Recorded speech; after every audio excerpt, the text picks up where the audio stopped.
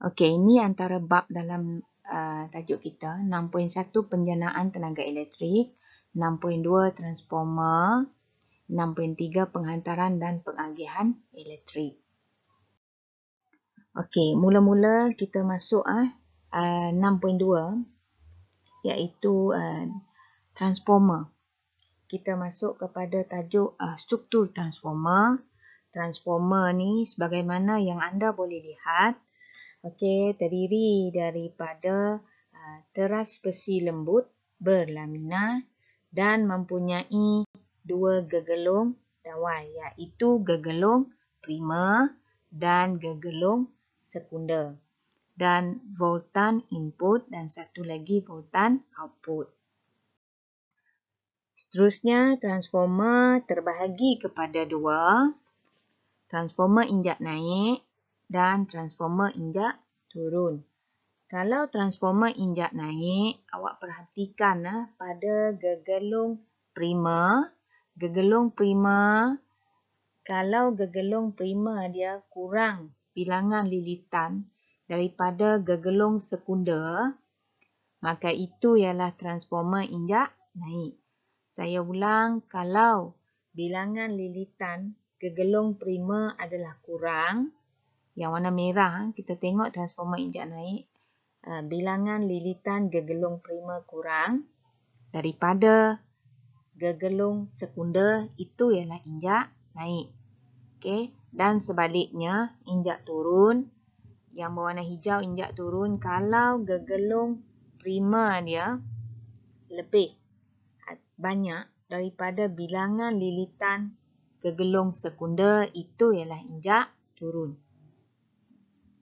Jadi fungsi transformer injak naik, satu, menaikkan voltan. Ingat saja kalau dia naik, maksudnya menaikkan voltan. Kalau transformer injak turun, maksudnya menurunkan voltan. Okey, ini ialah aplikasi transformer di dalam peralatan elektrik. Transformer digunakan untuk menaikkan atau menurunkan beza keupayaan arus ulang alik ataupun AU. Contohnya, sumber elektrik di rumah.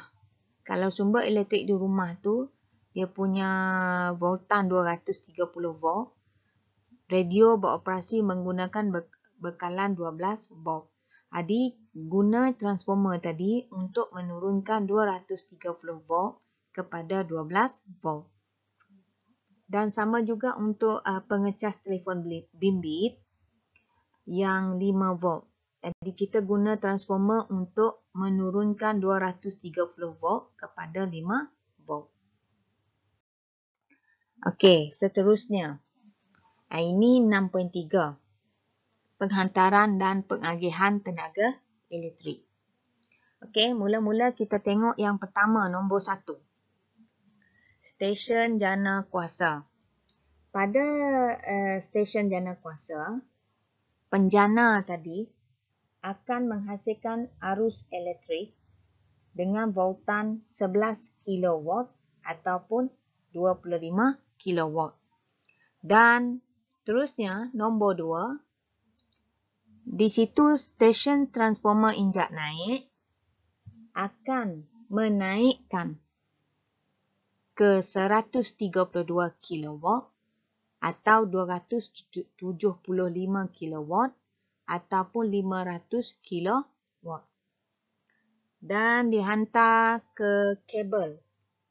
Nama kabel tadi, rangkaian kabel tadi, rangkaian grid nasional ataupun C. Ini penghantaran melalui jarak jauh.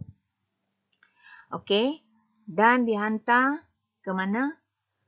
Okey, sebelum dihantar ke industri berat, adanya transformer injak turun akan menurunkan ke 33 kilowatt ke industri berat dan 33 kilowatt ke pencawang bahagian. Seterusnya, transformer injak turun di pencawang bahagian akan mengagihkan lagi ke rumah, ke hospital, ke pejabat mengikut volt yang telah ditetapkan. Ini bagaimana fungsi transformer injak naik dan injak turun pada penghantaran dan pengagihan tenaga elektrik. Okey, tugasan awak, latihan awak. Yang pertama ialah rangkaian grid nasional. Sila tulis ataupun senaraikan apakah maksud rangkaian grid nasional, di manakah kita boleh temui rangkaian grid nasional. Yang kedua, transformer injak turun dan transformer injak naik. Awak nyatakan di manakah transformer injak turun dan injak naik di dalam penghantaran dan pengagihan tenaga elektrik. Di mana kita boleh jumpa transformer injak turun dan transformer injak naik. Okey, di akhir pengajaran, sila bertanya dan hubungi saya jika masih ada lagi yang tak faham dengan tugasan. Terima kasih banyak-banyak atas perhatian dan penglibatan awak semasa BDPR. Okey, dengan harapan saya semoga awak semua buatlah tugasan saya dengan bersungguh-sungguh dan selamat belajar.